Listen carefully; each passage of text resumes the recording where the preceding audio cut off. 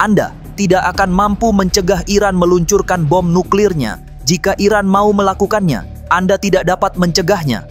Pernyataan tajam ini dilontarkan oleh Hossein Mousavian, mantan duta besar Iran untuk Jerman Barat, dan kini menggema di tengah memanasnya ketegangan geopolitik dunia. Benarkah Amerika Serikat menjadi target Iran berikutnya? Atau apakah dunia sedang menyaksikan babak baru dalam permainan kekuatan yang semakin sulit dikendalikan?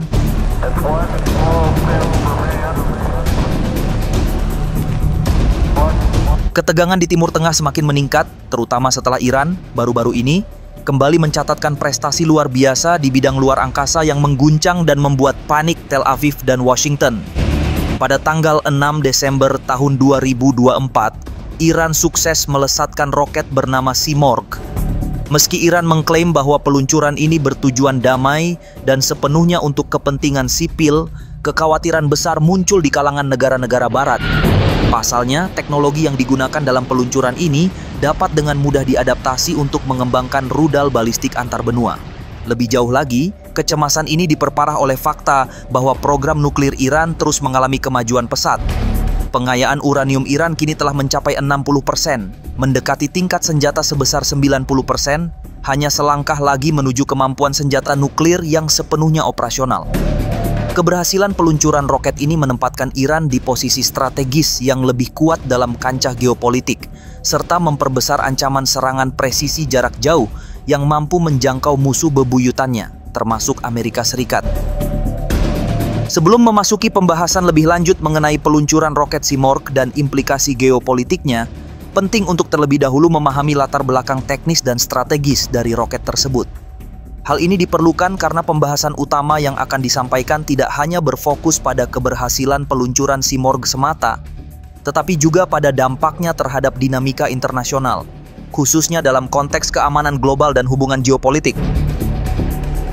Roket Simorgh merupakan kendaraan peluncur sekali pakai yang dirancang untuk membawa satelit menuju orbit yang lebih tinggi. Roket ini dirakit oleh Kementerian Pertahanan dan Logistik Angkatan Bersenjata Iran dan memiliki misi besar dengan membawa muatan terberatnya. Salah satu muatan utamanya adalah Saman-1, sebuah kapal tunda antariksa canggih yang berfungsi untuk mendorong satelit ke orbit yang lebih tinggi.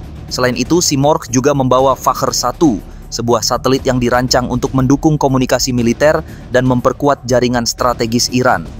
Dalam peluncurannya, roket Simorgh hanya membutuhkan waktu sekitar 495 detik atau kurang dari 8 menit untuk mencapai orbit setinggi 500 km di atas permukaan bumi.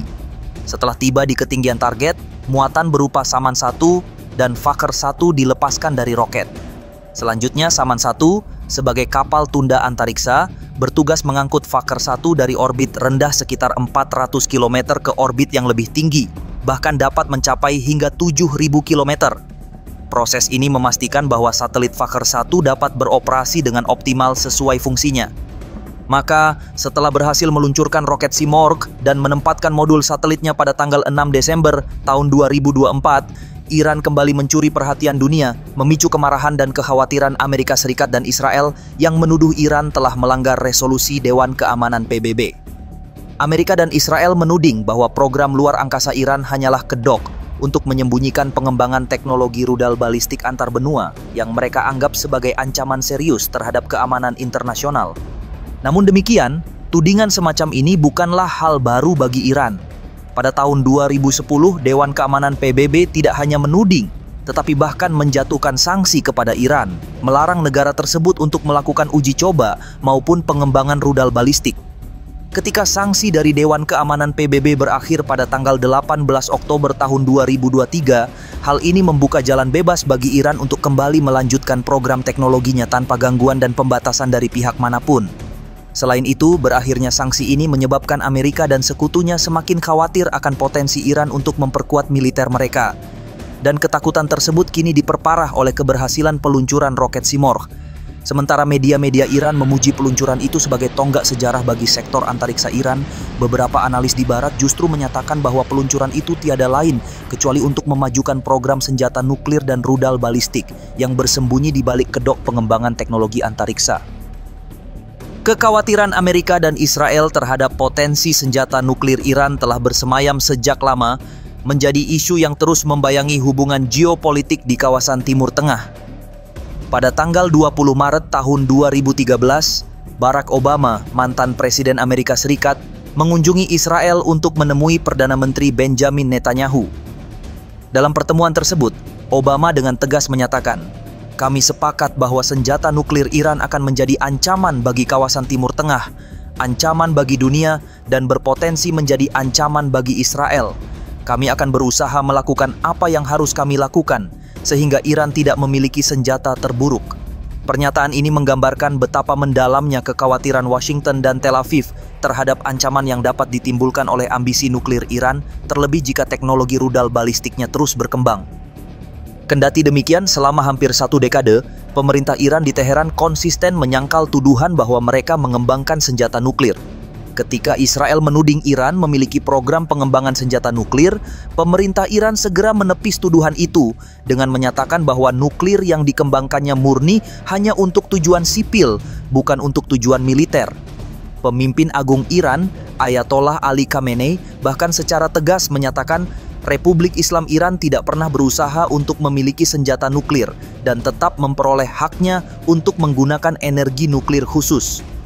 Pernyataan Ayatollah Ali Khamenei tersebut menegaskan sikap resmi pemerintah Iran bahwa program nuklir mereka bertujuan damai. Namun klaim ini tetap menimbulkan kecurigaan di kalangan negara-negara Barat dan Israel karena beberapa alasan berikut. Pertama, Iran telah memperkaya uranium hingga tingkat kemurnian 60%, jauh melampaui kebutuhan untuk tujuan sipil seperti pembangkit listrik atau riset medis. Biasanya, pembangkit listrik hanya membutuhkan kemurnian 3 hingga 5%. Sementara riset medis sekitar 20%. Dengan tingkat pengayaan 60%, Iran mendekati kemampuan teknis untuk memproduksi senjata nuklir. Dengan kata lain, pengayaan uranium ini semakin mendekatkan Iran pada kemungkinan memiliki senjata nuklir. Kedua, Iran memiliki sejarah panjang dalam menyembunyikan elemen-elemen penting dari program nuklirnya. Fasilitas rahasia seperti Natanz dan Fordow baru diketahui setelah diungkap oleh kelompok oposisi Iran pada tahun 2002. Ini menunjukkan bahwa Iran tidak sepenuhnya transparan dalam pengembangan teknologi nuklirnya, sehingga semakin menimbulkan kecurigaan. Ketiga, pada tahun 2018, Israel mengungkap arsip rahasia bernama Iran Nuclear Archive yang membuktikan bahwa Iran pernah mengembangkan elemen-elemen penting untuk senjata nuklir dalam program bernama Project Ahmad. Meskipun program itu diklaim dihentikan pada tahun 2003, arsip tersebut menunjukkan penelitian tentang desain kepala nuklir dan sistem peluncuran rudal balistik.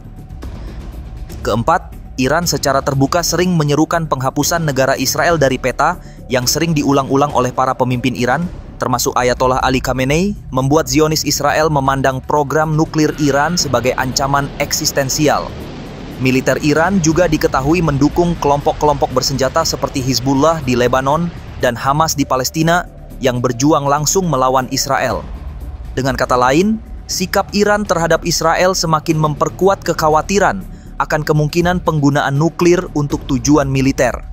Kelima, hubungan Iran dengan negara-negara Barat semakin terus memburuk sejak Amerika Serikat keluar dari perjanjian nuklir bernama Joint Comprehensive Plan of Action pada tahun 2018, sehingga keluarnya Amerika ini membuat Barat semakin sulit untuk memantau dan mengawasi program nuklir Iran, yang pada akhirnya meningkatkan kekhawatiran akan tujuan sebenarnya dari program tersebut.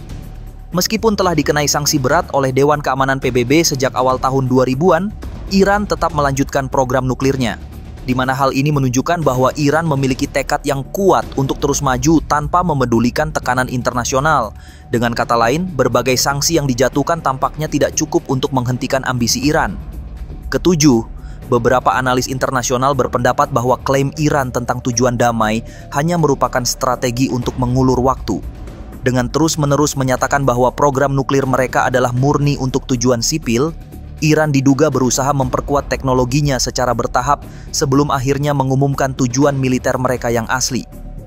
Dengan berbagai alasan ini, negara-negara Barat dan Israel tetap memandang program nuklir Iran sebagai ancaman serius, baik bagi stabilitas kawasan Timur Tengah maupun keamanan dunia. Kecurigaan mereka tidak hanya berdasar pada kemampuan teknis Iran, tetapi juga pada sejarah, retorika politik, dan langkah-langkah strategis yang dijalankan oleh Teheran selama bertahun-tahun. Langkah Iran yang diam-diam mengembangkan teknologi nuklir dan rudal balistik patut diperhatikan, mengingat kesuksesannya dalam menghadapi tantangan besar dari sanksi internasional dan tekanan geopolitik.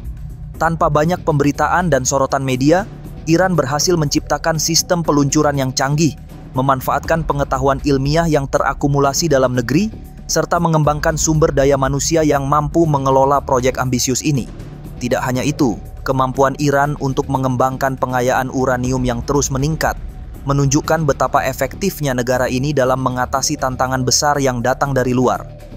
Seluruh langkah Iran yang cerdik ini menunjukkan bahwa negara yang memiliki tekad kuat untuk mempertahankan kedaulatan dan kemajuan teknologinya bisa menemukan cara untuk menghadapinya meskipun berada di bawah pengawasan ketat dunia internasional.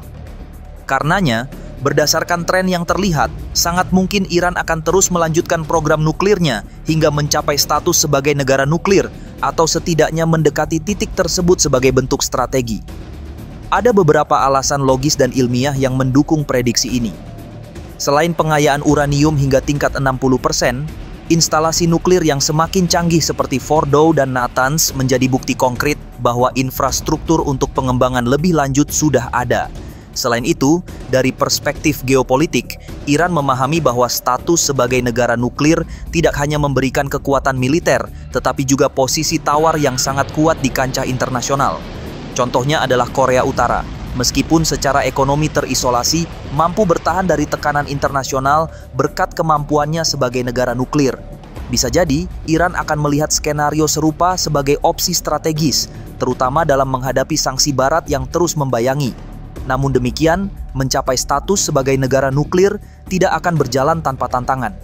Dunia internasional, terutama Amerika, Uni Eropa, dan Israel, hampir pasti akan meningkatkan tekanan diplomatik, ekonomi, dan mungkin militer untuk mencegah Iran mencapai status ini. Strategi seperti serangan siber terhadap fasilitas nuklir seperti operasi Stuxnet pada tahun 2010 dapat menjadi opsi yang perlu dipertimbangkan. Meskipun demikian, Iran memiliki keuntungan strategis dalam bentuk kontrol wilayah dan kemampuan untuk menutup Selat Hormuz, sebuah jalur penting perdagangan minyak dunia jika merasa terancam.